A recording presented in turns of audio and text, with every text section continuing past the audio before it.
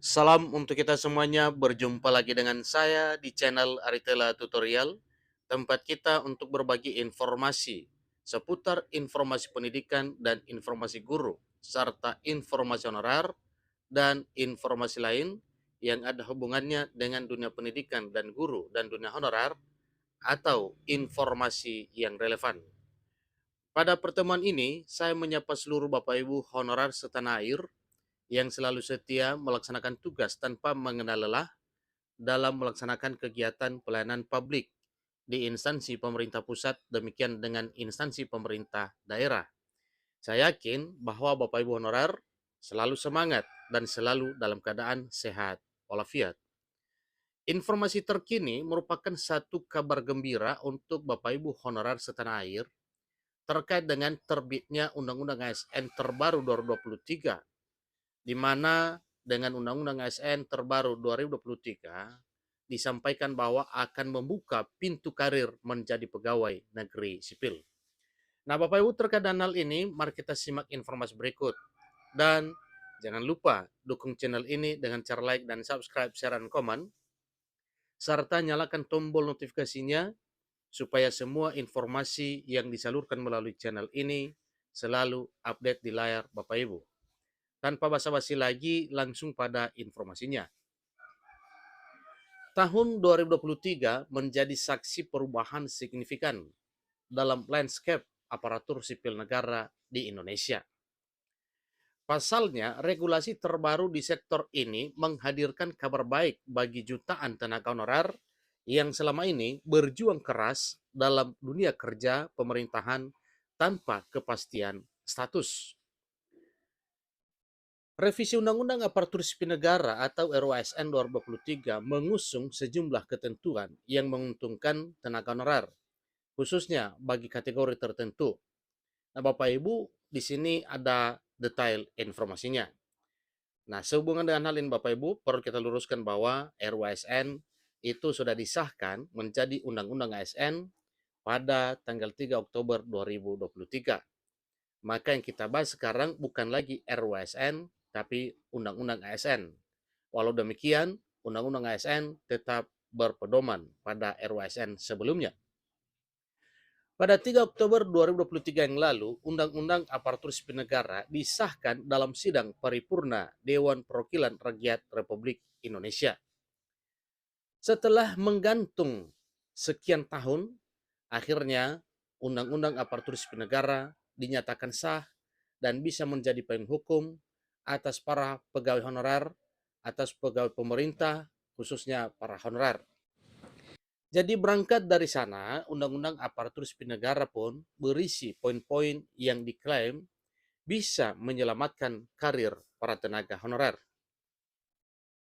Dikutip dari berbagai sumber, hal ini diungkapkan oleh Menteri Pendayagunaan Aparatur Negara dan Reformasi Birokrasi, Menpan RB Abdullah Azwar Anas, dalam keterangan tertulisnya pada 3 Oktober 2023, berkat dukungan DPR RI, maka RUASN ini menjadi payung hukum terlaksananya prinsip utama penataan tenaga honorer atau non aparatur sipil negara, yaitu tidak boleh ada PHK massal yang telah digariskan Presiden Jokowi sejak awal.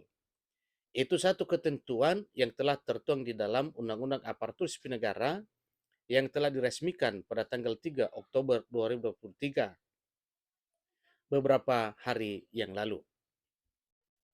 Jadi lebih lanjut, Menteri Pendayagunaan Aparatur Negara dan Reformasi Birokrasi, Menpan RB Abdullah Azwar Anas, juga menyatakan ada lebih dari 2,3 juta tenaga honorer non aparatur sipil negara. Kalau kita normatif, maka mereka tidak lagi bekerja November 2023. Dengan disahkannya RUASN ini menjadi undang-undang ASN, ini memastikan semuanya aman dan tetap bekerja. Istilahnya kita amankan dulu agar bisa terus bekerja. Berangkat dari sana lagi, dari hal tersebut, maka Undang-Undang Aparatur Sipil Negara ini diterapkan memang bisa melindungi para honorer, terutama akan karirnya di masa depan. Sebelumnya, jutaan honorer akan segera dialihfungsikan statusnya. Nah, ini satu informasi Bapak Ibu ya, yang perlu diketahui oleh seluruh Bapak Ibu honorer bahwa sebelum Desember 2024, jutaan honorer akan segera dialihfungsikan statusnya. Namun, meski demikian, para honorer tak bisa serta-merta akan diangkat, baik itu sebagai aparatur sipil negara maupun sebagai pegawai pemerintah dengan perjanjian kerja atau P3K. Berdasarkan revisi Undang-Undang Aparatur Sipil Negara 2023 atau RUU ASN 2023 yang telah disahkan, tenaga honorer dengan masa kerja minimal 10 tahun dan telah terdaftar dalam database Badan Kepegawaian Negara atau BKN mendapat kesempatan emas. Jadi mereka dalam arti para honorer berhak mengikuti seleksi khusus untuk menjadi pegawai negeri sipil atau PNS tanpa melalui seleksi umum. Ini menjadi kabar gembira karena selama ini banyak honorer yang telah mengabdi puluhan tahun namun belum juga diangkat menjadi pegawai negeri sipil atau PNS. Jadi dalam RUU ASN yang telah disahkan menjadi Undang-Undang ASN 2023, pemerintah mengakui betapa signifikannya kontribusi yang telah diberikan oleh tenaga honorer kepada negara selama ini.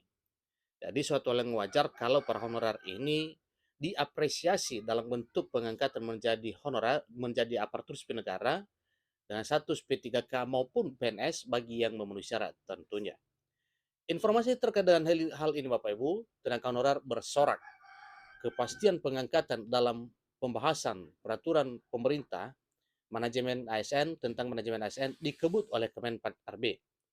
Dan ini satu komitmen yang dilakukan oleh Menteri Pan RB bahwa setelah pengesahan Undang-Undang Aparatur Sipil Negara pada tanggal 3 Oktober 2023 beberapa hari yang lalu, maka Menpan RB langsung merancang tentang peraturan pemerintah yang semakin memperjelas pasal 66 dan 67 Undang-Undang ASN 2023 terkait dengan penuntasan honorer yang telah disampaikan bahwa para honorer ini segera dialih statuskan menjadi aparatur sipil negara sebelum Desember 2024 tahun depan. Berarti dengan demikian, maka tidak segan-segan disampaikan selamat kepada Bapak Ibu honorer yang segera meraih impian beralih menjadi aparatur sipil negara sebelum Desember tahun 2024. Demikian informasinya, sampai ketemu pada informasi berikutnya. Terima kasih.